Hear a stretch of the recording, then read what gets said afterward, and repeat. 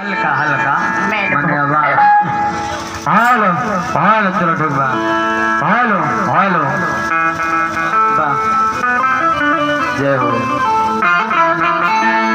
Time हमर देख ले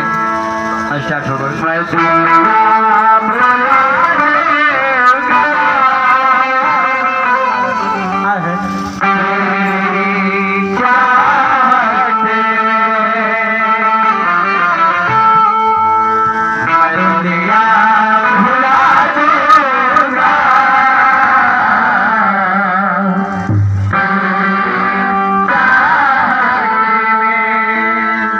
ये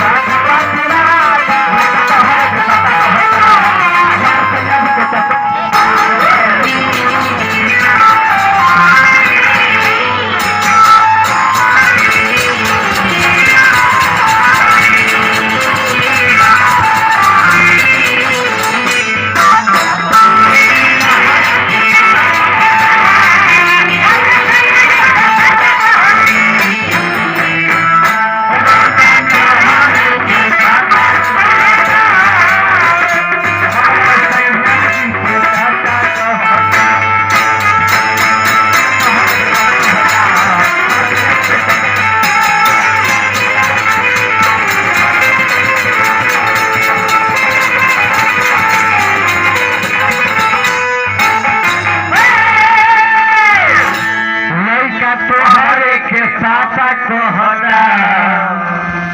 हमर सयाजी के चाचा कहता एकरा साइड से हमनी को बनौनी हो कि लइका तोहर के मौसा कहता आई लीची के समोसा हेलो हेलो एक लेटी है बाबा ओ भोगी राजा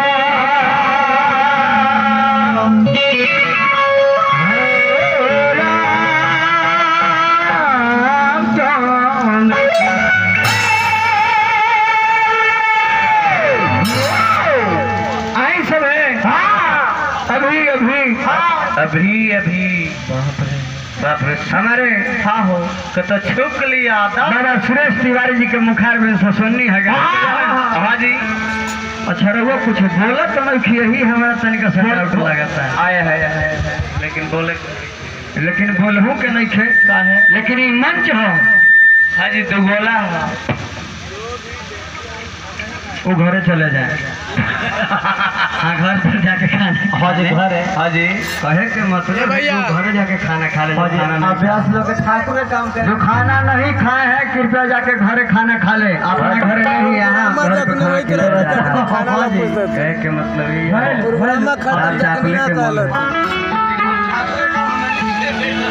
ठाकुरों के काम अभ्यास लोग के करे के पड़ता है अभी हमारे तिवारी बाबा जी से सुनिए हाँ ये मंच है ये मंच पर कमजोर और बरियार ना देखा जाला रवि मंडल देखने लग भुला गए अवगुत सूरज अंधकार भगाए देखन में छोटा लगे भाव करे गंभीर लेकिन अपना अपना प्रतिष्ठा बचावे के बात सही सीताराम राधापति राधे श्याम तुही चारों धाम परशुराम है गोसैया जबूर काम जपे नाम याद हो जाए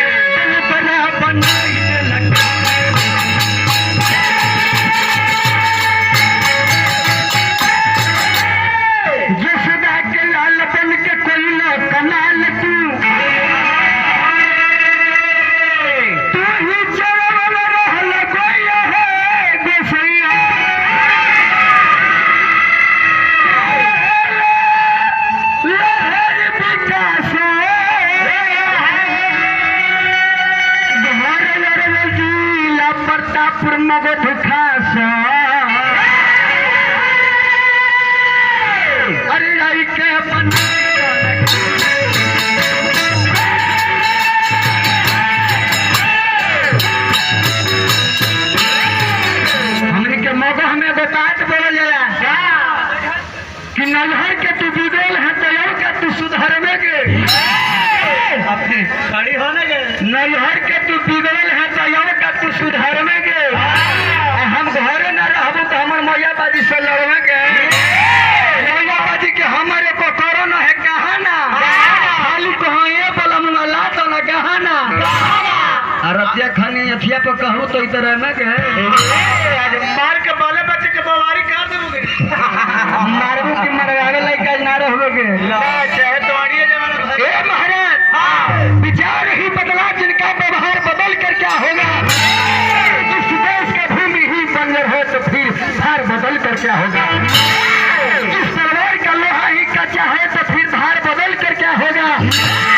नाव का नाविक ही पागल है तो पतवार बदल कर क्या होगा इस बॉक्स का स्पीकर ही फेल है तो फिर तार बदल कर क्या होगा आज कि बचदानी खराब है तो भातार बदल कर क्या होगा दो भाई रेडिएटर बदल दो भाई खाना नहीं खाए हैं कृपया जाके घर पर श्याम सुंदर बाबू के घर पर जाके खाना की व्यवस्था है हाँ जी उत्तम भोजन का व्यवस्था खाना खाइए हालांकि अब जी खाना खाए के भी टाइम न है काहे कि अब जितने बजे तब जी खाना के खाता गर्मी खा लेंगे हां हेलो आइए को भोजन से सवार रही नागमणि चाचा जी हाँ जी जिला पार्षद साहब जो उपस्थित बने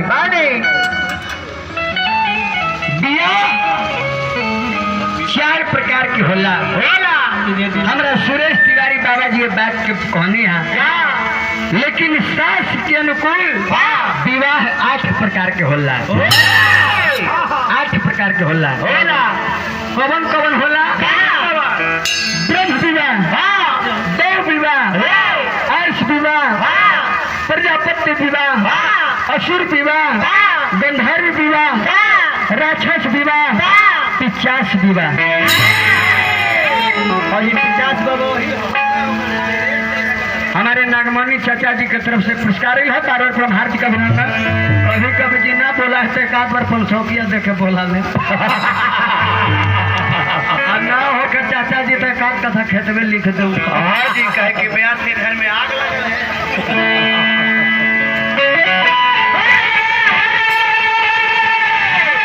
विचार करके बात में चाचा जी ब्रह्म विवाह के करे कह जाला हमने की होता ये लड़का पक्ष के या लड़की पक्ष के दोनों के मन से दिल मिल जाए संबंध मिल जाए आ विवाह हो के ब्रह्म विवाह कह जाला राक्षस विवाह केकरा कह जाला ये बरियारी केहू के उठा के हर के जाके बियाह कर लो 50 विवाह वो राक्षस विवाह हो गए 8 प्रकार के विवाह होला बाबा तो कहनी है जो 4 प्रकार के होला आ 4 प्रकार में हम ओकर के बदल लेते हैं इच्छा परीक्षा देव गंधर्व बाकी सब अशुभ विवाह मानल जाला 8 गो में यही 4 गो के शुभ मानल जाला इच्छा परीक्षा देव आ गंधर्व इच्छा विवाह केकरा कहल जाला जो दोनों के दिल मिल गए ओकरा इच्छा विवाह हो गई परीक्षा विवाह केकरा कहल जाला जैसे भगवान रामचंद्र जी के भर है जे धनु हाथ तोड़ी ओकरे से विवाह होई देव विवाह केकरा कहल जाला जो जयमाल होला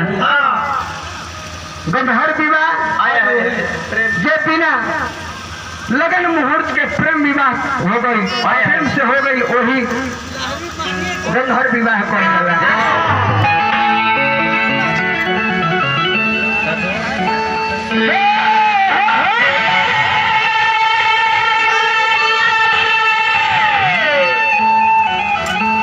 महामारी में लोग गई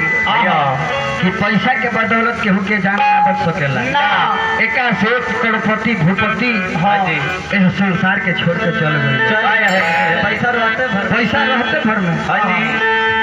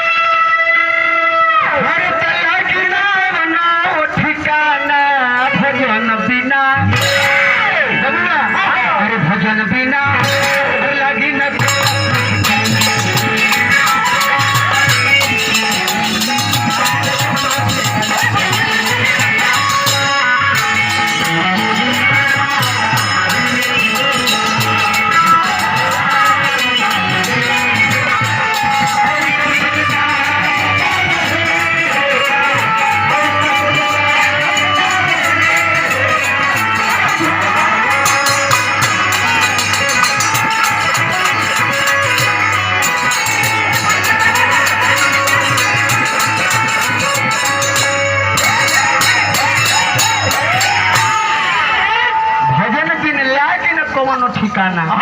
कहे के बाबा बुआ जी अरे तो मन के बहई अरे घर न पैबो न करी है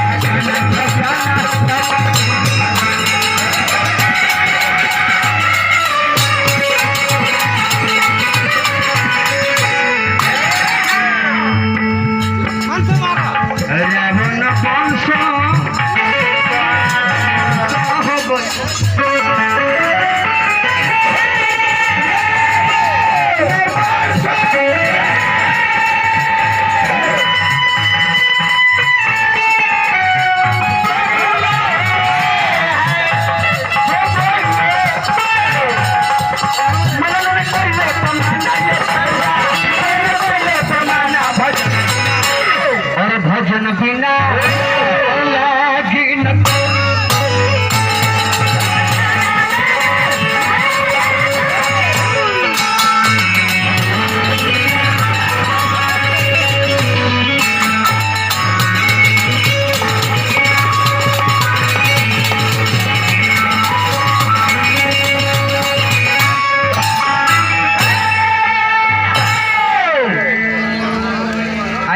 कपिल देव यादव मेवा बाजार का तरफ से पुरस्कारी हो भैया के बारे में शिवाद का प्रतिष्ठा और सही नेताजी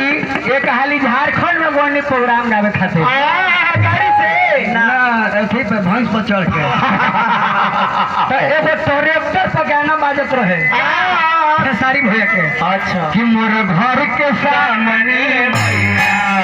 एक मंदिर बन जाए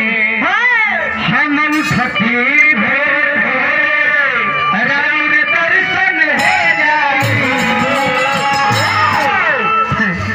एगो दारू पी के मुंह से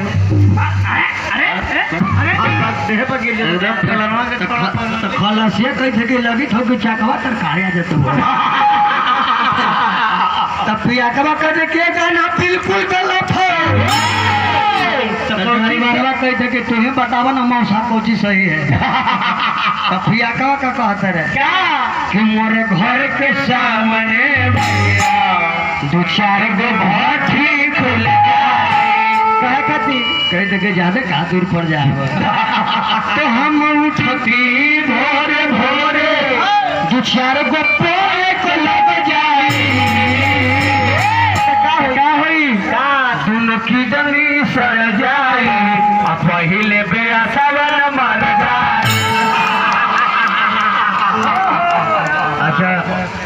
हमारा सूरज भैया जी के यही जमाने में कहा तो छठरी का बैठावे और जाए लाइक कुबरो एक कोरोना धरते हालांकि लोरो लछन उनकर उसने बुझाई था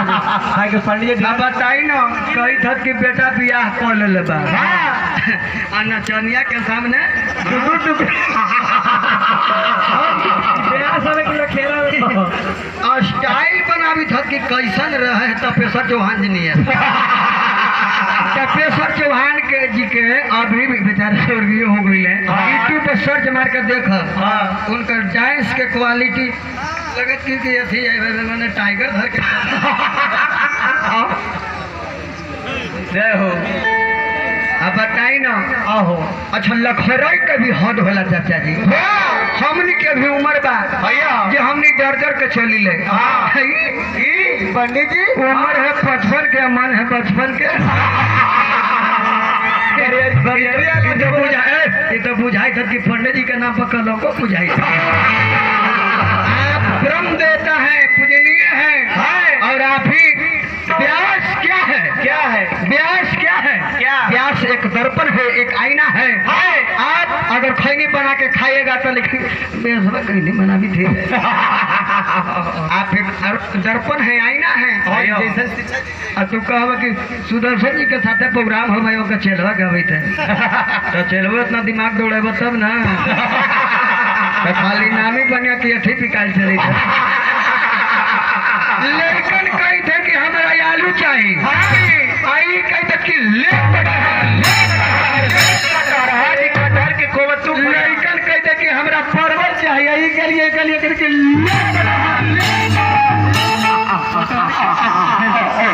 अरे खेसारी भैया के हाल में नहीं बा कि 2 रुपया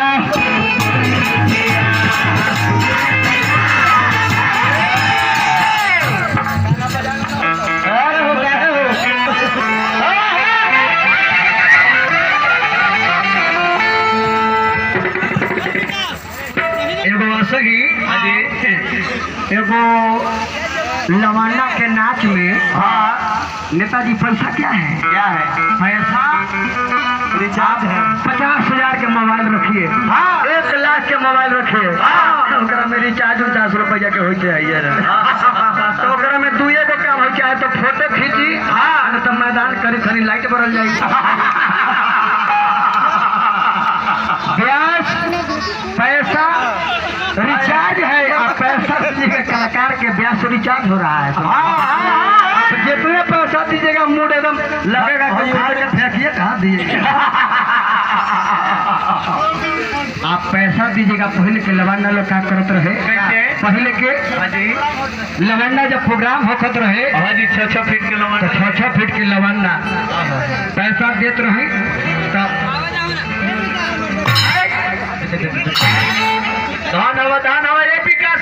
पैसा देती तब दिल में लगा चोट। तो नागमणि बाबू निकाल दिए हैं 500 रुपया का नोट। मैं इन्हें तहे तहे दिल से, लहे लहे दिल से मेरे पूरे कंपनी की ओर से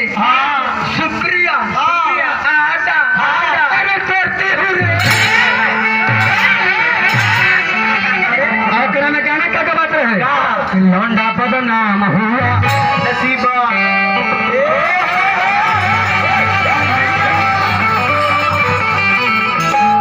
कैसे नाचत रहे लवांडा,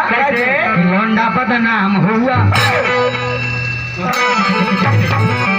पायल के झंकार,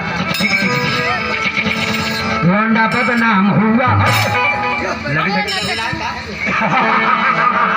लौंडा बदनाम हुआ, लौंडा बदनाम हुआ।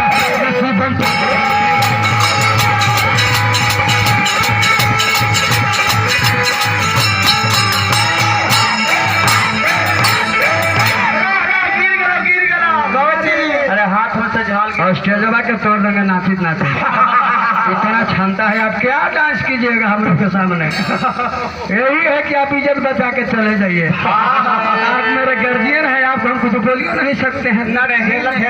लेकिन तनी मानी बोल सकते हैं। हम नहीं बोलेंगे तो लोग कहेंगे कि काला दोनों बन रोहन के लिए तो 2 रुपया हो।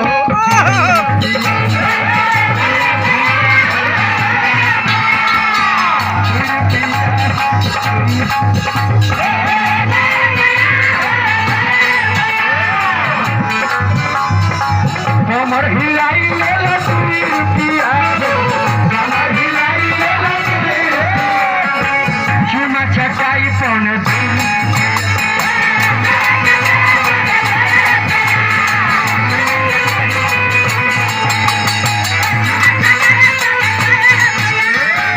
एक में अंतर से प्रियंका का कर ले बाड़ी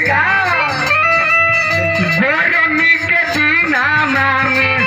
गोरमी के दीना मांगे, पसीना जिंगल संगी जिंगल संगी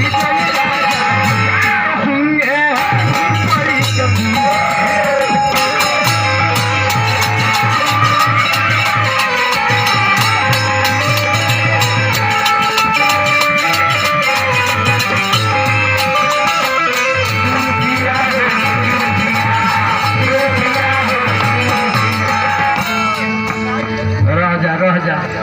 आजकल मॉडर्न इस प्रकार का है, सब कुछ मिला मिला के चले पड़ता है। और कथा कहानी पर ध्यान दिया जाओ। 15 मिनट हमारा समय बचता। हमारा बाबा जी कहानी ओह जगह छोड़नी है, ओह जगह छोड़नी है। जो मैया पार्वती जाके जंगल में तपस्या कर रही बाड़ी भोले बाबा खातिर पैसा ले लगाना चाहे।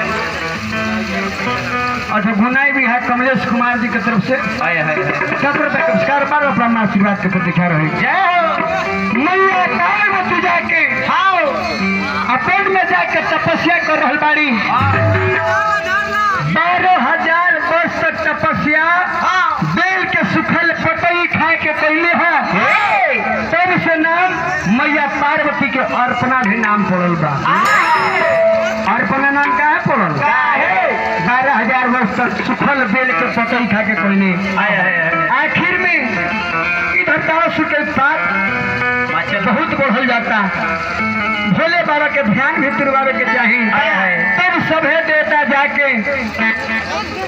जा करके कामदेव से कहनी जब ले तू यह काम में मदद ना करवा तब तक ले भोले बाबा के ध्यान टूट गिला। तो कामदेव गए आजा के पेड़ पर चढ़ के पतई में छिप के बाण मरले। उस बाण का नाम था सनमोहक नामक बाण। सनमोहक नामक बाण मरले। शंकर भगवान के तीसरा नेत्र खुलले। कामदेव ओइ जे जल के भस्म हो गइले। अब रत्ती आके रो रहल बाड़ी कहे के भालो देखो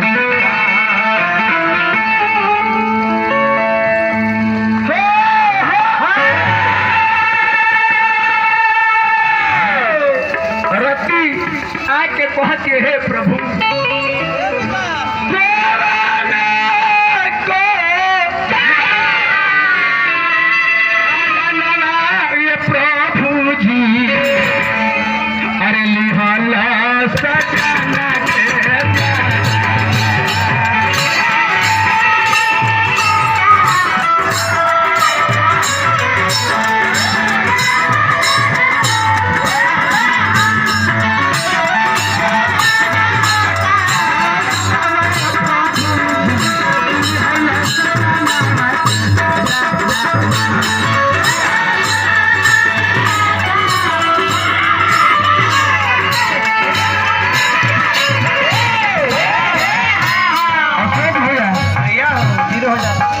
रत्ती जाके कौनी करना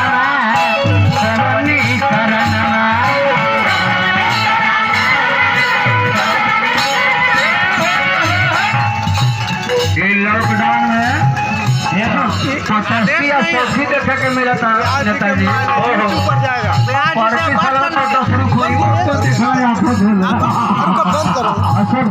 करो।